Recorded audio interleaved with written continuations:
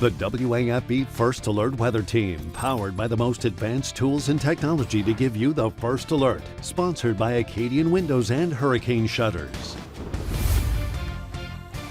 Okay, so just before the break, I was showing you the lawn work forecast, and I was telling you to wash the car and not wash the car. So you can tell I'm just on very limited sleep.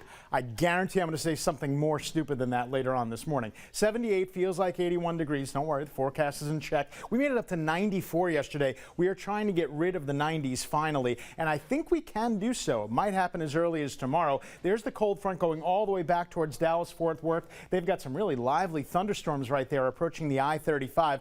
Nothing really here, although at the very end of this loop, you're going to see a little sneaky isolated shower or two trying to make their way across the Atchafalaya Basin. Likely that they're going to fall apart before getting here, but we're going to see the radar really fill in. I would say early in the afternoon, maybe even late morning, so right around the lunch hour. Definitely have that rain gear ready to rock and roll. You're going to need it in the afternoon. These are scattered to numerous showers and storms. Heavy downpours can be possible later in the day. Matter of fact, you see that here at 4 p.m., 5 p.m. by the graph. Then here comes a busted line that's still ahead of the cold front, because remember, the front's not going to move through until very early Thursday morning. So you're going to see what the graph model does as we get to Thursday morning. It wants to keep the lingering storms hugging the coastline, but it basically indicates that Baton Rouge may be done sooner than later. So that would actually be a good thing for tomorrow. Looks like the front is out of here by Thursday afternoon. Friday, Saturday, Sunday, we are looking and feeling significantly better, but again, we could see a couple of lively thunderstorms Wednesday afternoon, Wednesday evening. That's why we got the level 1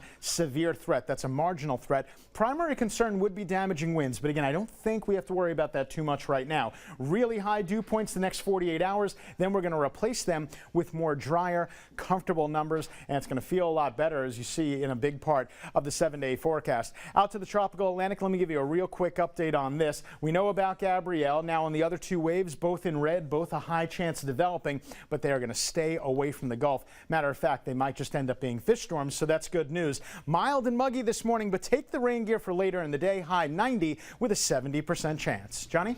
Jared talks about